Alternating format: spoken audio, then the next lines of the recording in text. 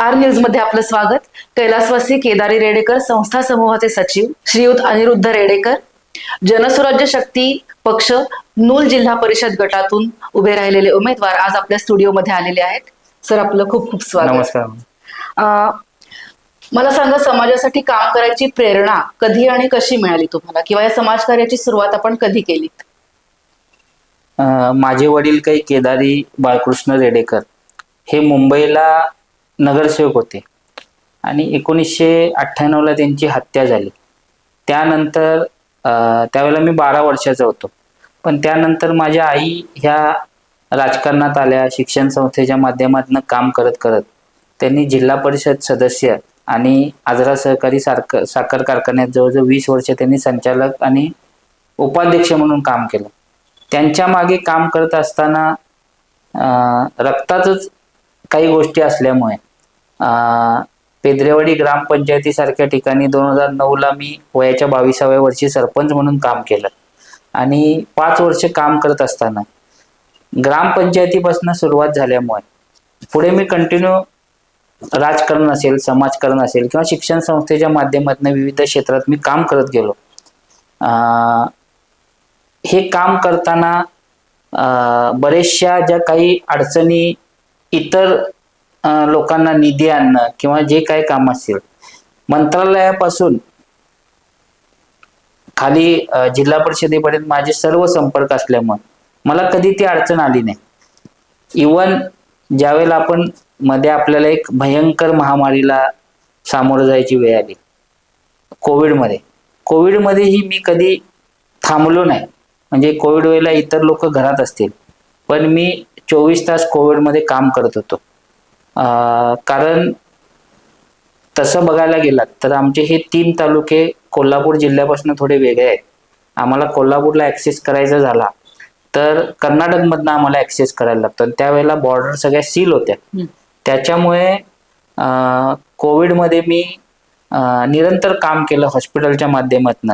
ज्या वेळेला कोल्हापूर सारख्या ठिकाणी किंवा इतर ठिकाणी हॉस्पिटलची बिलं लाखात होत होती, त्यावेळेला आम्ही मोफत लोकांना मदत केली. म्हणजे तुम्ही विचार केला तर आमच्या भागातला शेतकरी हा अल्पभूधारक आहे. म्हणजे तो काय 2, 3, 5 एकरचा मालक नाही, तो 10 गुंठे, 20 गुंठे, 30 गुंठे असे त्यांचं हे आहे. आणि त्यांचं उत्पन्न कमी असल्यामुळं आणि लाखात बिलं होत असल्यामुळे त्यांची प्रत्येक शेतकऱ्याची परिस्थिती नव्हती आणि त्यावेळेला बरीचशी लोक ही मरणाच्या दारात जात होती. त्यांना मदत करण्याचं काम मी केलं. कोविडमधनं पुढे आल्यावर मी बरीचशी विकास कामं, म्हणजे आता मी ज्या मतदारसंघात उभा आहे तिथं मी हक्कानं सांगू शकतोय की मी 15 ते 20 कोटीची विकास कामं त्या प्रत्येक 12 गावांमध्ये केलं आहे. तुम्ही कुठल्याही गावात जावा, मी 50-60 लाखाच्या वर तिथं निधी त्या गावांमध्ये उपलब्ध केलेला आहे. अशा पद्धतीनं माझं काम चाललंय. त्याच्यामुळे जर जिल्हा परिषदेला मला संधी मिळाली तर हक्कानं तिथं मी काम करू शकतोय. त्यामुळे जिल्हा परिषद निवडणुकीला सामोरं जाण्याचा मी निर्णय घेतलेला. पुढील 5 वर्षात तुमच्या मतदारसंघामध्ये काय बदल तुम्ही घडवून आणू इच्छिता? आता ह्या नूल जिल्हा परिषद मतदारसंघात जर तुम्ही विचार केला तर इथं शेतकऱ्यांचं मूळ उत्पन्न आहे ते शेती आणि शेतीमध्ये इथं काम करत असताना आता मी जो एक 15-20 कोटीचे विकास कामं आणलेत त्याच्यामध्ये जास्तीत जास्त मी पाणंद रस्त्याची कामं तिथं आणलेली आहेत. पाणंद रस्ता मी का आणलाय की शेतकऱ्यांना शेतातून काही गोष्टी जर मेन रोडला किंवा बाजारपेठेत आणायच्या झाल्या तर त्यांना रस्त्याची गरज आहे आणि जर मी तो रस्ता त्यांच्या बांधापर्यंत मी नेला तर त्या शेतकऱ्याला इझी टू ॲक्सेस मार्केट होणार आहे. कारण आता तुम्ही बघायला गेला तर पावसाळ्यात त्या शेतकऱ्याला आपल्या शेतात जाता येत नाही, गुडघाभर चिखल असते. पण तो रस्ता झाला तर 12 महिने त्याला शेतात जाता येणार. पावसाळी काही त्यानं उत्पन्न घेतलं किंवा जनावरांचा चारा असेल तर त्याला पावसाळ्यात तो आणता येत असेल. त्या माध्यमातनं आपल्याला काम करता येईल. तसंच हॉस्पिटलच्या माध्यमातून माझं एवढं काम चालू आहे ते मी कधीही माझ्या राजकीय वापरासाठी मी घेतलेलं नाही. मी सर्व पक्षांना मी मदत केली आहे. म्हणजे मला राष्ट्रवादींच्या पदाधिकाऱ्यांचा फोन येऊ दे, भाजपच्या पदाधिकाऱ्यांचा फोन येऊ दे, शिवसेनेच्या पदाधिकाऱ्यांचा फोन येऊ दे, काँग्रेसच्या पदाधिकाऱ्यांचा फोन येऊ दे, मी प्रत्येकाची कामं मी कुठलेही राजकीय स्वार्थ न ठेवता केलेली आहेत. आणि तुम्हाला म्हणालो तसं ह्या जिल्हा परिषद मतदारसंघातल्या लोकांना आरोग्याची सुविधा कशी मोफत देता येईल याच्यावर माझं कॉन्सन्ट्रेट असणार आहे. आता मी एक छोटंसं उदाहरण तुम्हाला सांगतो की आपल्या ज्या ह्या भागातल्या मराठी शाळा आहेत त्या मुलांचे ब्लड ग्रुप किंवा त्यांचं वजन उंची हे त्या शाळेचा UDIS असतोय ज्याच्यामध्ये शासन माहिती भरते, त्याच्यासाठी हे आवश्यक असते. हे मी त्या शाळेतल्या शिक्षकांना मोफत उपलब्ध करून देऊ शकतोय. म्हणजे त्या मुलांचं ब्लड ग्रुप असेल किंवा त्यांची मेडिकली चेकअप केल्यानंतर त्याच्यामध्ये काय कमतरता आहे, त्या मुलाला काय देता येईल हे मला करता येईल.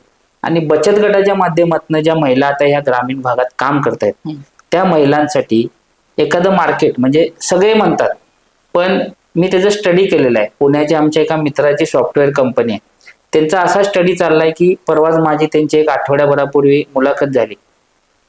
मी जसं तुम्हाला सांगितलं मी विकास निधी आणून मी इलेक्शनला उभा राहिले, बाकीचे उमेदवार नंतर आणणार, मी ऑलरेडी आणलाय.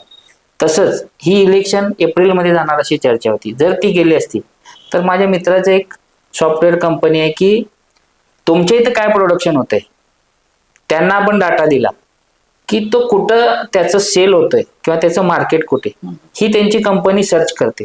मग त्यांना आणून मला ह्या भागात ती कंपनी चालू करायची होती. पण आता इलेक्शन अचानक लागल्यामुळे आणि आचारसंहितेमुळे हे बऱ्याचशा कामं राहिले. पण हे मी भविष्यात करणार आहे जेणेकरून त्या महिला स्वावलंबी होतील. आणि इथं मेन उत्पन्नाचा स्रोत म्हणायला गेला तर दूध आणि याच्यावर बऱ्याचशा शेतकरी अवलंबून असतात. योगायोगानं माझ्या आई गोकुळ दूध संघाला काम करतात, कोल्हापूर जिल्हा दूध उत्पादक संघाला. पण ज्या वेळेला माझ्या आई संचालक झाल्या त्याच्यानंतर मी एक काम केलं की गोकुळचा कुठलाही दूध उत्पादक माझ्या हॉस्पिटलला आला आणि त्यानं त्या संस्थेचं जर पत्र आणलं, त्या ज्या दूध संस्थेचा तो सभासद आहे, पत्र आणलं तर त्याच्यावर मोफत उपचार करण्याची किंवा त्याच्या बिलामध्ये काहीतरी कन्सेशन देण्याची, सवलत देण्याचा मी प्रयत्न केला. तसेच ह्या 3 तालुक्यामध्ये एखाद्या शेतकऱ्यावर समजा त्याचा गोठा जळाला किंवा कोणाची म्हैस हे झाली तर त्यांना मी मोफत म्हैस आमच्या केदारी रेडेकर फाउंडेशनच्या वतीनं मी मोफत म्हैस दिलेल्या आहेत. म्हणजे जवळजवळ आतापर्यंत मी 10 ते 15 म्हशींचं असं वाटप केलेलं आहे की माझं एक म्हणणं आहे की शेतकरी जगला पाहिजे. समजा एखाद्या आता जरई सारखं गाव आहे, योगायोगानं ते माझ्या मतदारसंघात आहे, पण मी कधी तो विचार केला नाही. ते वर्षभरापूर्वीची गोष्ट आहे. तिथल्या एका शेतकऱ्याचा गोठा जळाला, त्याच्या गोठ्यातल्या 4 म्हशी दगावल्या त्या शेतकऱ्याला, त्याचं पूर्ण म्हणजे तो खचून गेलेला. मग मी काय केलं की माझ्या वतीनं त्याला एक म्हैस दिली. बाबा थोडंफार हातभार आपण पैसे देऊ, पैशानं काय होतंय ते कुठेतरी इकडे तिकडे खर्च होऊन जातात, पण ती म्हैस दिली तर त्याचं उत्पन्न चालू राहते. बरोबर. अशा पद्धतीने शेतकऱ्यांना मी मदत केली आहे जेणेकरून या भागातला शेतकरी जास्तीत जास्त स्वावलंबी व्हावा. आणि मी तुम्हाला म्हणाल तसं जर रस्ते केले तर इथं संकेश्वर मार्केट जवळ आहे, भाजीपाल्याचं मोठं मार्केट आहे. त्यांचं इझिली म्हणजे ऊन वारा पाऊस कुठल्याही क्षणी त्यांचं इझी टू ऍक्सेस मार्केट होतंय. अशा पद्धतीनं काम करायची माझी ह्या मतदारसंघात इच्छा आहे. आणि मी काही नसताना मी हे काम केलंय. मला जर ते जिल्हा परिषद सदस्य म्हणून जर काम करता आलं तर मी 100% न्याय देऊ शकतो. आणि मी कुठल्याही अपेक्षेनं म्हणजे मला इथनं हे कमवायचंय ते कमवायचंय कुठले, कारण मला जे मिळालं त्याच्यात मी सुखी आहे. माझ्याकडे 400-500 कर्मचारी आहेत, त्यामुळे माझं घर माझं सगळं व्यवस्थित चाललेलं. त्यामुळे राजकारण करताना मी कुठल्याही अपेक्षा न ठेवता मी काम करतोय. तुम्ही म्हणालात की रस्त्यांसाठी तुम्ही आता काम करू इच्छिता, पण त्याच्याबरोबरच पाणी आणि वीज ही पण एक मूलभूत सुविधा आहे. मग त्यामध्ये काही बदल करावा किंवा त्याच्यामध्ये काही अजून आपल्याला सुधारणा करता येतील असं वाटतं का? पाण्यामध्ये आता तुम्ही म्हणाला तसं आपल्याला हिरण्यकेशी इथं नदी आहे, म्हणजे वरती आजऱ्याच्या वरतीला हिरण्यकेशी म्हणतात, पुढे आले की तिला चित्री असं संबोधलं जातं. तर ह्या चित्री नदीचं पाणी 12 महिने आहे. पण काय झालंय ह्या आमच्या नूल मतदारसंघातली शेवटची जी गावं आहेत, हिटणी म्हणा, निलजी म्हणा, हेब्बाळ म्हणा, ह्यांना एप्रिल-मे महिन्यामध्ये पाण्याचा प्रॉब्लेम येतोय. कारण सगळं पाणी वाहून जाते कर्नाटकला. तेच जर एखादा हिटणी जर आपण कोल्हापुरी पद्धतीचा बंधारा बांधला तर ते पाणी थांबवता आलं. तर मार्च एप्रिल मे ला त्यांची जी पाण्याची अडचण होती ती त्यांची दूर होणार आहे. म्हणजे ह्या 3 गावांना ह्या बाजूच्या मतदारसंघातली म्हणजे नूल, हिटणी, निलजी, हेब्बाळ ही गावं आणि त्या मतदारसंघातली खंदाळ, हलकर्णी ह्या गावांना तो पाण्याचा म्हणजे एखादा बंधारा आपल्या बॉर्डरवर झाला आणि पाणी थांबवता आलं तर त्याचा त्या शेतकऱ्यांना म्हणजे फायदा होऊ शकतो. पिण्याला पण आणि शेतीला पण त्याचा फायदा होणार आहे. आणि विजेच्या बाबतीत म्हणालात तर विजेचं जर शेड्यूल जर व्यवस्थित आपल्याला करता आलं, कसं आहे तो विषय राज्यातला आहे बरोबर. म्हणजे एका मतदारसंघापुरता नाही. बरोबर. पण पाण्याच्या बाबतीत आपण हे करू शकतोय. पण पालकमंत्री असतील किंवा एखादे मंत्री असतील त्यांना आपण निवेदन देऊन ह्याच्यात सुधारणा करण्याबद्दल आपण सूचना करू शकतोय. बरोबर. त्याचा पाठपुरावा पाठपुरावा करून आपण सूचना करू शकतो. आणि माझ्या मंत्रालयात महिन्यातनं 1-2-3 फेऱ्या होत असतात. कारण जी काय कामं येतात ती मंत्रालयात नेतात. बरोबर. राज्याचं जे बजेट आहे ते मंत्रालयात तयार होते. आपण तिथं गेल्याशिवाय कोणी आपल्याला इथं द्यायला बसलं नाही. आपण वाट बघतोय तिकडून येणार असं होत नाही. आपण तिथं जाऊन तिथनं निधी आणायचं आपलं काम असते. ते मी योग्य पद्धतीनं करू शकतोय. तुम्ही निवडून आल्यानंतर नेता म्हणून लोकांनी तुम्हाला कसं ओळखावं असं वाटतं तुम्हाला? नेत्यापेक्षा मी माझा रोल हा कार्यकर्ता म्हणून जास्त म्हणजे नेत्याला काही मर्यादा येतात पण कार्यकर्त्याला हे मर्यादा नसतात. एखाद्या रस्त्यावर उतरलं लोकांच्या सुखदुःखात म्हणून मी कार्यकर्ता म्हणून माझी काम करायची इच्छा आहे. आणि आतापर्यंत जे मी काम करत आलोय हे कार्यकर्ता म्हणूनच करणार आणि कायम कार्यकर्ता म्हणून मी काम करत राहणार. जेणेकरून लोक कधी मला मतदान टाकणार किंवा मला मत लोक कधी देणार की बाबा ते मला हक्कानं सांगू शकतात. आता लोकांना काय प्रायोरिटी आहे की जो इझिली अवेलेबल होतोय त्याला लोक मतदान करतात.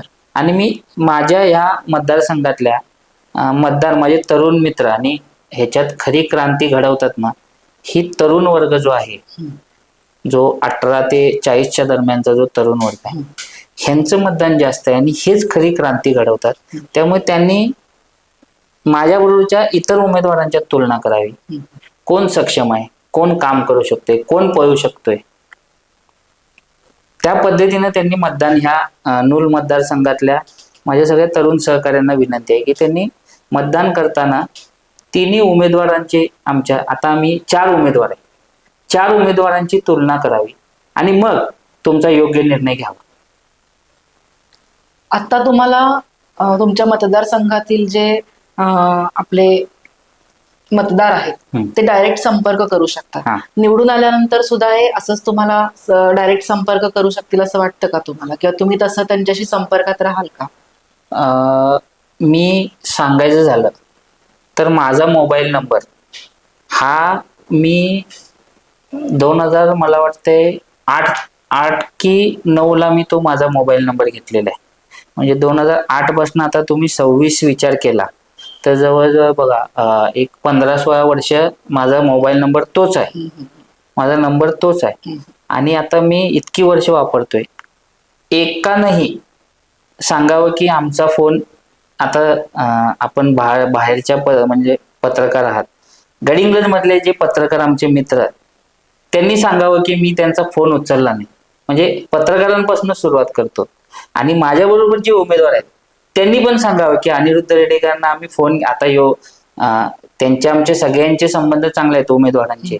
आता इलेक्शनमुळे आम्ही एकमेकाच्या विरोधात आहे बरोबर पण त्यांनी पण सांगावं की अनिरुद्ध रेडेकरांना मी फोन केला आणि त्यांनी माझा फोन उचलला नाही. एकही उदाहरण द्यावं. आता एखादी अशी मीटिंग चालू आहे आता आपली मुलाखत चालू आहे त्यावेळेला माझा फोन वाजत असेल उचलला नाही पण मी नंतर ते जे मिस कॉल असतात त्यांना मी स्वतःहून फोन करतोय. म्हणजे मी एवढं कॉन्फिडेंटली सांगू शकतोय की मला रात्री 2 ला फोन येऊ दे 3 ला एकाही व्यक्तीनं सांगावं की मी अनिरुद्ध रेडेकरांना रात्री 2 ला फोन केला आणि त्यांनी उचलला नाही असं कधीच घडलेलं नाही. मला किती वाजताही फोन येऊ दे मी उचलतोय. एखाद्या मीटिंगला असेल किंवा कुठं असेल बाहेर आलो की मी त्यांना फोन करतो. एवढं म्हणजे मी तुम्हाला कॉन्फिडेंटली सांगू शकतोय की एकही व्यक्ती माझ्यावर तो आरोप करू शकत नाही की हा नॉट रिचेबल आहे हा भेटत नाही. एवढं मी आपल्याला कॉन्फिडंट त्या उमेदवारांनाही सांगावं. माझ्याबरोबर जे उमेदवार आहेत त्यांनी माझ्या मोबाईलमध्ये 10,000 ते 15,000 नंबर सेव्ह आहेत. म्हणजे मी ज्या वेळेला मला फोन येतोय मी तो नंबर सेव्ह करून ठेवतोय. उमेदवार म्हणून तुम्ही आपल्या मतदारसंघातील मतदारांना आज काय आवाहन कराल? मी नूल जिल्हा परिषदेचा उमेदवार म्हणून माझ्या मतदारांना एवढं सांगू शकतो की तुम्ही मला एकदा संधी द्या. मी मगाशी म्हणालो तसं मी कुठल्याही अपेक्षेनं जिल्हा परिषदेची पायरी चढत नाही. माझं घर मी सगळ्या ह्यानं समाधानी आहे. माझ्या आई वडिलांच्या कृपेने माझ्याकडे माझं घर चालावं एवढ्या याने मी समाधानी आहे. मला समाजात काम करायचं आहे. त्या पदाचा कुठेतरी गोरगरीब जनतेला न्याय द्यायचा आहे. त्यासाठी मी नूल जिल्हा परिषद निवडणूक लढवतोय आणि रोजगार निर्मिती हा माझा महत्वाचा मुद्दा आहे की कमीत कमी 1000 ते 2000 मुलांना रोजगार निर्मिती करायचा. गडिंग्लज MIDC असेल किंवा हसूर चंपू MIDC असेल, तिथे बाहेरचे प्रोजेक्ट आणण्यासाठी काही गोष्टी महत्वाच्या आहेत. त्यामध्ये ट्रेन, रेल्वे आणि हायवे ह्या 3 गोष्टी जवळ असल्या तर आपल्याला ती MIDC डेव्हलप होते. त्यामुळे माझ्याकडे पद असलं तर मी रोजगार निर्मिती करू शकतोय एवढं आपल्याला विनंती करतो. आणि माझ्या तरुण सहकार्यांना माझी मनापासून विनंती आहे की तुम्ही उमेदवारांचं सगळ्या उमेदवारांची तुलना करावी. मी म्हणत नाही मला मतदान करा, पण तुम्ही सगळ्या उमेदवारांची तुलना करावी आणि जो उमेदवार तुम्हाला उजवा वाटतोय त्याला तुम्ही मतदान करावं असं मी माझ्या नूल जिल्हा परिषद मतदारसंघातल्या अजून एक मी गोष्ट सांगतो की माझ्याबरोबर खाली जे 2 उमेदवार मी दिलेले आहेत, मल्हार शिंदे म्हणून नूलचे आमचे नूल पंचायत समितीतले उमेदवार आहेत. एक लढवय्या कार्यकर्ता आहे त्याला दिलेले आहे. आणि हसूर चंपू मतदारसंघामध्ये दोंडगे सारख्या गावातील किरण दावणी म्हणून मी जो उमेदवार दिलेला आहे तो मॅडम तुमचा विश्वास बसणार नाही की आपले जे प्रत्येक घराला जे MACBचे मीटर आहेत ते मीटर रिडिंगचे फोटो काढण्याचं तो काम करतोय. म्हणजे एक गरीब घरातला सर्वसामान्य उमेदवार मी दिलेला आहे, तळमळीनं काम करणारा. आता सगळीकडे असं आहे की तुमच्याकडे पैसे किती आहेत, बरोबर. मी पैशाचा विचार करत नाही. त्या उमेदवाराचं काम करण्याची इच्छा, तो किती ऍक्टिव्ह आहे, अशा पद्धतीने हे दोन्ही उमेदवार मी ठरवलेले आहेत. आणि मला सर्व माझ्या सहकाऱ्यांना विनंती आहे की माझ्याबरोबर माझ्या ह्या दोन्ही उमेदवारांना आपण मतदान करावं, जेणेकरून आम्हाला, कारण मी जिल्हा परिषदेला गेलो तरी त्याचा पाया आहे पंचायत समिती. माझे 2 उमेदवार पंचायत समितीत असले की आम्हाला ट्रिपल इंजिनचं आमचं जे काम आहे, ट्रिपल इंजिन सरकार जे म्हणतात, ते आम्ही 3 जण एकत्र काम करू. त्यामुळे मला मतदान करताना तुम्ही माझ्याबरोबर हे दोन्ही चांगले उमेदवार दिलेले आहेत. त्या 3घांना आम्हाला नारळाची बाग जनसुराज्य शक्ती पक्षाचे आम्ही उमेदवार आहे. नारळाची बाग आमचं चिन्ह आहे. त्या चिन्हासमोर तुम्ही मतदान करून आम्हाला प्रचंड मताने विजयी करून द्यावं अशी आपल्या सर्व मतदारांना मी विनंती करतो. आज आपण आर न्यूजला भेट दिली, आपली भूमिका मतदारांसमोर मांडली. शिवाय तुम्ही आजपर्यंत जे काही समाजकार्य केलं त्याचा एक आढावा आमच्या समोर तुम्ही घेतला, याबद्दल खूप खूप धन्यवाद सर. आणि तुमच्या पुढच्या वाटचालीला खूप खूप शुभेच्छा. धन्यवाद. आभारी आहे.